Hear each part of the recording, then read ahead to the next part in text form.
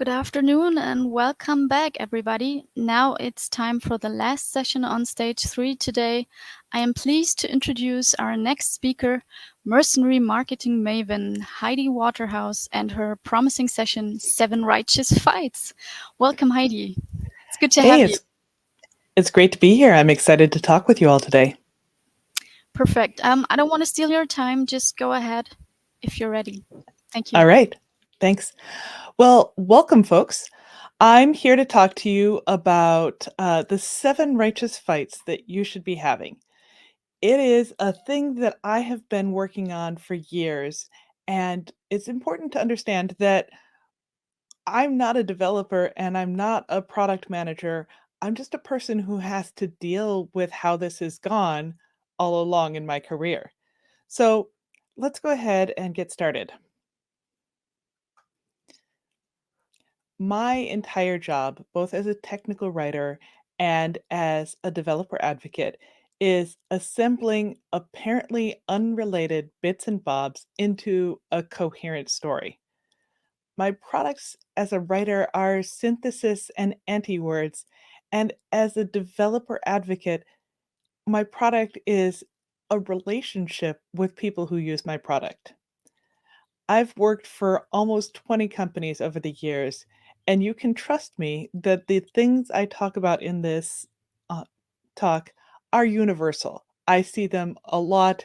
It's not one company or two companies, it's almost every company. We all have development stages that we prefer for our software organizations. Some people prefer mature products, and some people like the very beginning and hate the maintenance and organization of mature products. Sadly, this means that we get stuck in a rut. When we create something new, we tend to make similar mistakes every time because we don't understand the pain points that happen at other stages.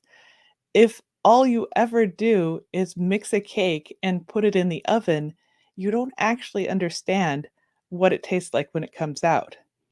So, when we only work at one stage of company maturity, we tend to miss developmental things that happen at different sizes. We keep handing our products off right at the point where we could be learning about why our method has problems. And this isn't just if you only work in early stage, you don't understand late stage problems. It's also if you only work in the late stage of products, you don't understand the compromises that are necessary to get early stage products out. How many of you have gotten the lecture on retirement savings and compound interest? Pretty much everyone. Have you thought about applying that to technical debt? Like everything that you've read about compound interest, early mistakes in product management and development and design compound until they are enormous. And I'm here to tell you about the dark side of compounded technical debt. Technical debt is the software developer name for the trade offs that we all make to get something out the door. We know it's not the most perfect way to fix something, but it's good enough and we have a deadline to hit. It's easy to assume that technical debt is inherently bad, just that we shouldn't take it on, we should avoid it at all costs. But there are lots of reasons that we take on debt. And most of my analogies are very American, but to buy a house, to finance an education, we take on debt and we accept that that is good debt, that it is something that is doing something we want and will be worth the extra that we end up paying in interest. So here's an example. I was working with a startup that was pushing super hard to get their product ready to demo at a big industry conference. They were stripping off every feature they didn't absolutely need in order to make sure they made this immovable deadline. And I was helping. We made the deadline, and I had done my part, and they had done their parts, and we got a proof of concept contract with a company in Brazil. In the process of rushing to get ready, we had stripped out all of the plans to make the interface labels link to a file we could localize, and we hand coded all the labels. Now, instead of handing off a single file to be translated into Portuguese, or even having standard labels that could have been done with Google Translate in a pinch, we either had to branch and hand code Portuguese labels or spend twice as long digging into the original code and fixing what we had poorly hacked. I'd love to tell you that we decided to do it right, but you all know too much about software to believe that happened, don't you? The compounded interest from not using a best practice of referred labels when they built the UI cost us 5 days of developer time to fix the wrong way by hand coding it in Portuguese, and 2 weeks to fix and rebuild the right way by using references. This is a relatively common example of things that people skip and pay for later. And remember, this was very early in their development. It's a problem that could have come up even later and cost even more money. If you only have 50 screens of interface, it's painful, but it's possible to do it in 5 days. But if you have thousands of pages and interface labels, it's not a 5 day fix, it's a months long fix. So the earlier you do this, the better it works out for your long term structure. We always promise ourselves that we are going to go back and fix something kludgy or ugly later.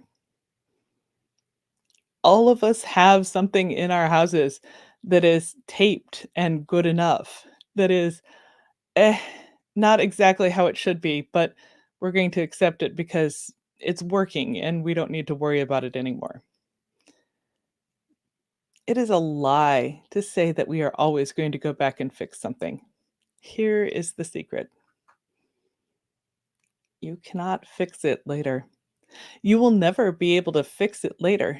By the time you have enough time to breathe and refactor the interface, you will have enough users that they will push back against the change. They've learned to use it this way, and that's just the way it is. And why are we changing their interface? And they really resent it.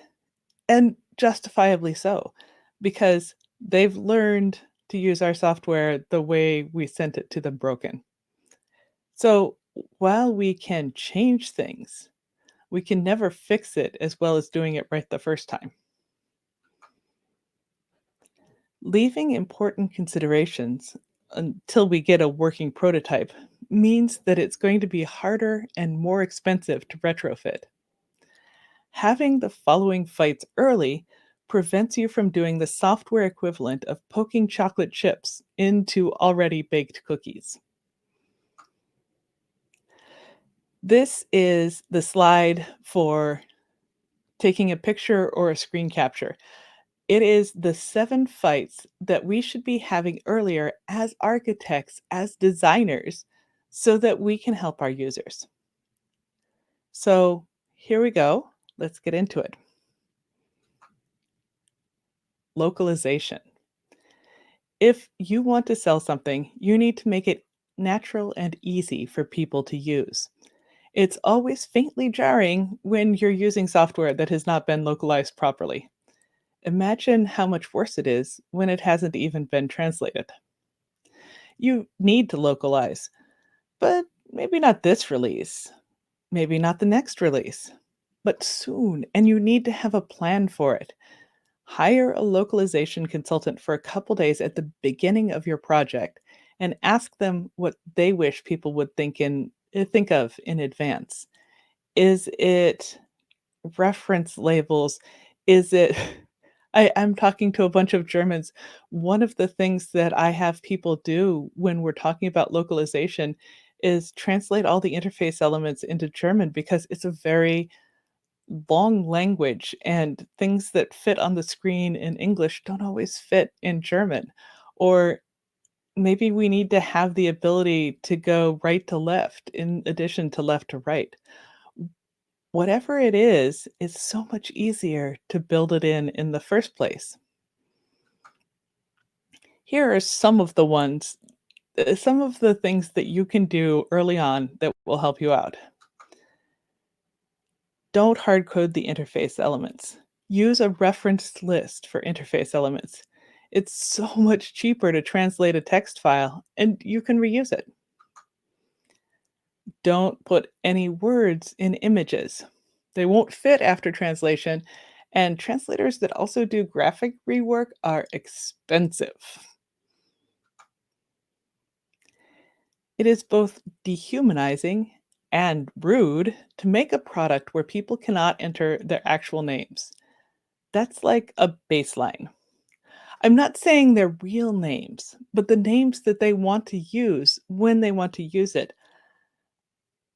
When I first started giving this talk, I said that we were only a few years away from children with emojis in their names.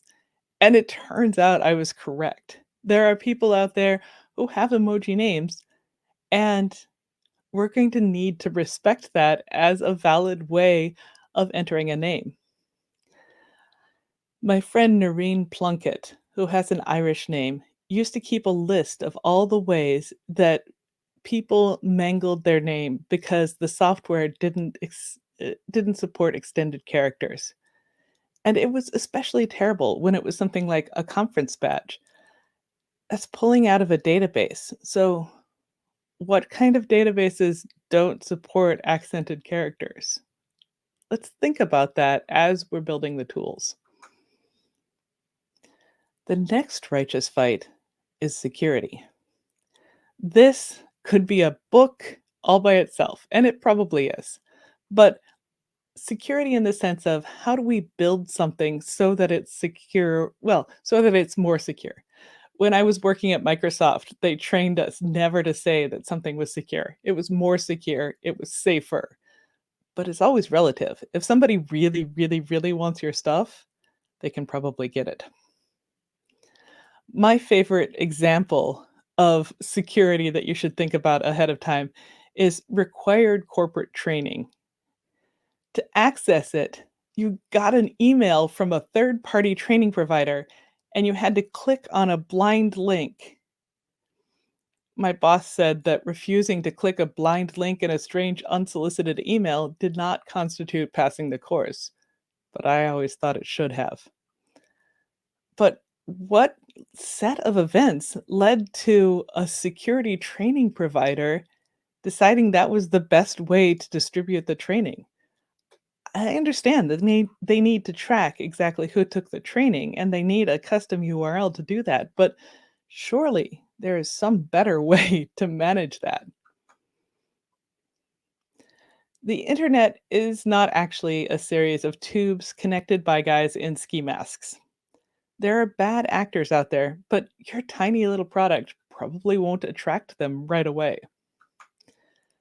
But there will come a time when you have to send out a really embarrassing email because your Waffle Buddies app has been breached and everyone's syrup preferences have been posted to a paste bin somewhere.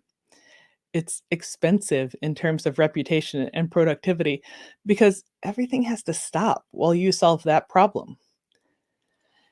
You may be wondering how much exposure our hypothetical training course can have, but you're storing personal data. It's not medical, probably, but it contains enough unique information that would be attractive as a way to harvest passwords, emails, job positions, and proprietary company information. When you think about security early, it's easier to bake in. Security is probably the place where it would be easiest to over optimize your product without a lot of benefit because it takes a lot of experience to do security correctly, and that experience does not come cheaply. That said, you can think more securely than the next person. Leave yourself room to perform encryption. It's probably never a bad idea to start from HTTPS on all the pages. It's not going to hurt you to use SSL even between your own services. These are super basic things, but I think we've all seen projects and products that didn't think of it right away. This one is more sensible to a European audience. Plan how to delete users and delete data. Even if you flip a bit that disables a login, if you're keeping the data, you're the problem. As users, we grow and change. Eventually, we end up dragging a lifetime of data behind us, 20, 30 years of everything that we've ever written or posted or liked. It's a lot. It's a lot to harvest, and it's a lot to have follow us around. We need, as an industry, to think about letting data die. And there's a lot of pushback on this one because it is so valuable to mine that data, to understand more things about us, ourselves and our customers. And in an era of LLMs, it just seems more and more attractive to keep everything we've ever had. But it's also an enormous security vulnerability. Use someone else's auth engine, authorization, authentication, whatever it is. You don't have to reinvent the wheel, and you probably shouldn't. This is especially true if you are in a social space or an enterprise space. The IT people installing your system would really rather you just used a standard instead of lovingly handcrafting your own. Every time you go to a new site and it asks you which identity provider you want to log in with, that is an entire team that hasn't had to do this work, that we've just purchased that off the shelf, and someone else is doing the work of keeping it up and making it as secure as possible. If ever there was a sterling argument for buy versus build, it's all of your auth products. Next fight is extensibility. It's the ability to give access to other developers so they can serve users that you're not thinking of. And we think of this as APIs, but it involves more than that. I always explain standardized data as a sort of Lego connector between a given piece of software or data and anything else that someone chooses to stick on it. Make your data standard and document it really well. Your naming matters. Having all your hidden things use weird, jokey, or nondescriptive names means that it's much harder to get someone up to speed on it so that they can help you. I'm sure everyone has taken over a project, and the first reaction you have is an emotion somewhere between bafflement and anger because you can't figure out how it's wired or how these elements relate to each other. What you name things changes how we think about the structure, just like how we name streets sort of typifies how we think about a city. When you're doing the very early stages of a product, it doesn't seem like it matters because you can hold everything in your head. But as your product grows, that's going to become less and less true. I had a long career as a technical writer, so you knew that I would get here. Let's talk about documentation. Documentation is not a state secret. Documentation is an enormous way to sell your product. I often deal with product and business people who want to put the documentation behind a login. They want to know who's reading it. They want to harvest sales contacts, and that information is valuable to them. Or they want to keep the thing that's magical and special about their software a secret from their competitors and only share it with their users. But from the user point of view, having to log in is an extra step and one that not everyone requires. If a sysadmin is looking for information on your product and they can't get it without signing up to be pestered by sales calls, they may look at another product first. On the other hand, If your documentation is clear and helpful and easy to get at, they're half persuaded already. A lot of user docs are actually straightforward to retrofit. That's what I did for a living. I took all of the user documentation and I made it much better. That's not hard to do in a technical debt sense. I come in and create all the first set of documentation for a product and the structure to sustain it. It's not hard. What's not easy in documentation is this: developer onboarding. Imagine if you had a tax that took 10 developer hours a week for a month.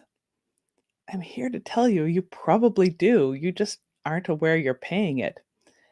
It's absolutely vital for you to add developers as quickly as possible, but it's also important that you not bog down the existing developers who are going as fast as they can. Taking the time to write a development onboarding document is going to save you a lot of wasted coaching time and means that when your new devs do have questions, they're interesting and relevant and not repetitive. It's so easy to think of developer onboarding as something that just happens, but especially in our more distributed, more asynchronous world, it is more important than ever to do good onboarding documentation. And it's easier to it's harder to notice when people are struggling because they don't come sit at your desk all the time. They struggle silently a lot of the time. Production scripts and build sequences are hard. This is probably not anything you'd use a tech writer for, but you should think about storing that information somewhere safe.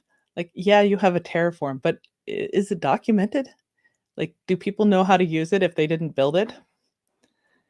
It's pretty devastating for a company's ability to produce builds consistently if the only person who knows how to do it is gone or sick or has taken a new job. When you hire a build or production engineer, be sure you get some writing samples from them of how they have made it possible to work without their physical presence. This is the worst place in the company to keep someone cagey and secretive.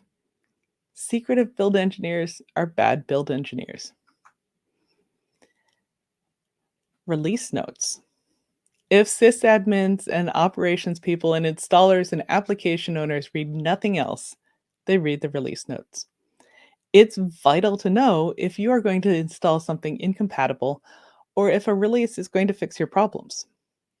People care deeply about release notes, and shoving them into an unloved README is no way to treat the people actually touching your product and setting it up for others. READMEs are important and they give a sense of guidance to developers who are working in the product, but release notes are externally facing, and you need to make sure that someone is thinking about that. The next righteous fight is affordance. Affordance is what the interface makes easy and obvious. Affordances tell us all sorts of things about the tiny interactions we have with the world and with software. The tiny little nub on the J key on your keyboard is an affordance. It tells your fingers where to sit. Maybe it's not a J key on your keyboard. Anyway, it tells your fingers where to sit on the home row so that you don't get lost and you don't have to look. Most people talk about the affordances of hardware, like which way your USB plug goes, things like that. But software also offers us affordances with a big green yes button and a small gray more information link. This picture is where I crossed the street to go to work. As you can see, the place that the sidewalk goes does not correspond to either the crosswalk button or the crosswalk itself. This is bad for the grass, bad for the mobility impaired, and a nightmare when the snow gets plowed off the sidewalk and in front of the button.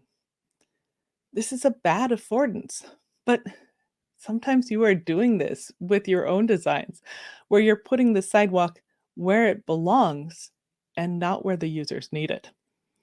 The righteous fight in affordance is to figure out how not to get in people's way. So often we code things that are easy for us, but not the user. Another way to think about affordances is how much work does it take to accomplish a specific task? Start with using your software to perform a task at your normal, probably pretty high permission level. Then try it again with no privileges. Do you want to have to do that every day? Because that's what you're asking your users to do. Consider the task frequency for users. The most interesting or complicated thing for us is almost never the thing they do most often. This picture is a homunculus. It is distorted because it represents the nerves reporting sensation as opposed to our body as we perceive it visually. Be aware of how your perspective is distorted compared to that of your users. We spend a lot of time thinking about and talking about and worrying about edge cases because they're hard to solve, but that's an easy fallacy. Just because they're hard for us doesn't mean they should take most of our time. Most of our time should be spent on making sure that we aren't just training users to do their everyday tasks, but that the affordances are as smooth and painless as possible, starting from the product itself. The next fight is acceptance. Have you shown this to any actual humans who are like the users? It's a surprisingly difficult question for lots of software. This is not the same as people who you're selling it to, and it may not be the same as the people you meet at the trade show. These are the people who sit down at their cubicle or in their fire truck or whatever they use and count on their software to help them do their job. Find one of those people. Find five of those people. You don't need statistical significance for this early stage test. You just need to hear something from outside the echo chamber of people who work with it all the time. Then show them the product. You can use a mock-up if you need to, but don't ask them how they work. Ask them what they are trying to do. And if you already know that, give them all the same user script so you have consistency. Give them a task that they should all try and do. It's one thing to understand the product and another thing to understand how your product will get used. And the difference is really key to getting a product that will serve users instead of making them feel like they are learning something irrelevant. If you can't get people in your company to agree to hire user experience people, learn to do it yourself. I suggest starting with Kathy Sierra's excellent book, Badass Making Users Awesome. The next fight is accessibility. We all use computers in different ways. Does your software allow for that? Here are some ways that you can add accessibility with relatively little effort. Take your glasses off. Can you see any of the interaction elements on the screen? And if you have uncorrected vision, maybe you can borrow your spouse's glasses.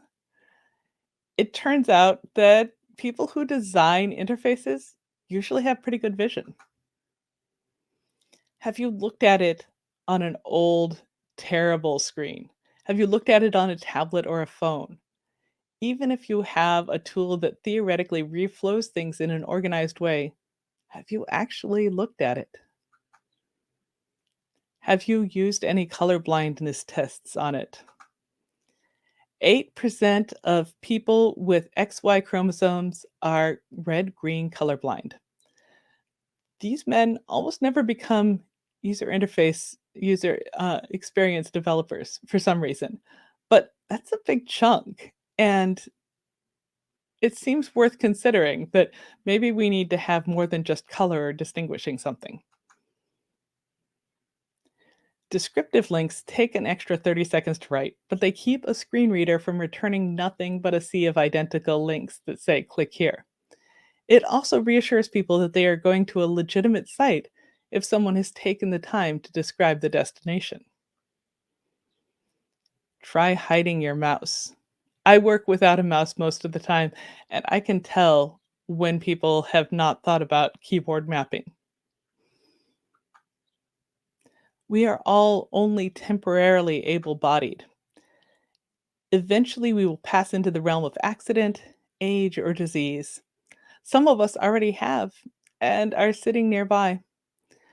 We swear under our breath at gray on gray websites with gray buttons or bottomless scroll that makes it impossible to get to the links at the bottom of the page with tab controls. Aren't they worth fighting for? Aren't you? Aren't you worth fighting for in the eventual time? So, hopefully, I have convinced you that these fights are worth having, worth putting some of your capital and effort into. But how do you do that? You can't fight alone and win, you'll burn yourself out trying. So, take the parts of this talk that you find useful back to work and see where you can fit them in. I've given you some strategy, the big goals for making your products more useful, portable, and well designed. Start where you are, use what you have, do what you can. Here are some tactics. Write a style guide and follow it. Write a style guide for your code, write a style guide for your publications, write a style guide for your error messages, and then enforce it. And this is a lot easier to do with modern tools. It's so easy to have a Notion template or a Confluence template that allows you to basically make a form that people fill in instead of having to free write what they're doing. Test for best practices. Use Lighthouse. Use all of the tools that we have to make accessibility and security more rigorous and more robust. There are so many people trying to help you with these problems. You just have to go look for the solutions. Tactic 3, host interactive lunches. This used to be much easier when we were all, oh, we're over time. I'm sorry. I thought I had 45 minutes. Um, Ask questions, add tests for accessibility and usability, learn to write about ROI, cultivate inclusion, and remember that companies um, make choices because of money and not just because it's the right thing to do. Oh, sorry, we're not over time. So let me slow down and say this one again. Companies don't ever change their behavior because they want to be better companies. They change because it makes financial sense. If there's one thing that I've learned about fighting the righteous fight, it's that money is a ridiculously effective argument. It won't cost much and it will save a lot. That's your lever to move the weight of the whole company's behavior and culture. Figure out how to say return on investment says we should do this right thing. Not because it's right, but because it will save us money and make us a better product that's easier to sell. So, here are the 7 righteous fights. Localization. Speak to your users. Security. Don't keep data you don't need and do make your users safer. Extensibility. Use whatever you can to make your work modifiable. You're not the only people who can make this better. Documentation. Disaster proof your ability to do anything. Documentation is what makes it possible to go on vacation, right? Affordances. Nudge the good behavior that you want to see. Make it easy to do the right thing and hard to do the wrong thing, and people will do the right thing more often.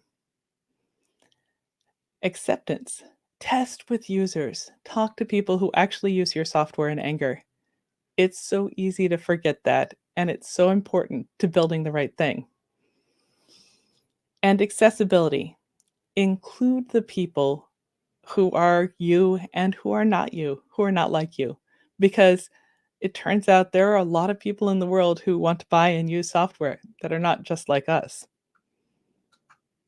So if this is too long and you read Twitter or your email instead, here is the takeaway. Don't build in compounding technical debt that you could trivially avoid. Be productively lazy. To be productively lazy is to be lazy over the long term. It's automating tests and teaching your kids to do household chores. It's investing upfront to save yourself late nights and expensive reworks. So I'm begging you, be lazier.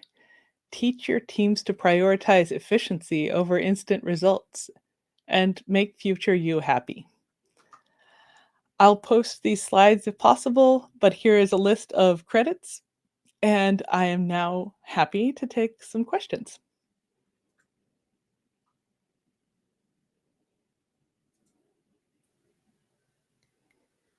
Well, so far there are no questions from the audience. I'll check again. No, there are no questions.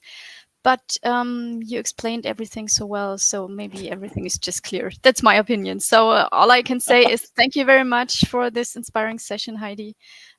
Was great having you.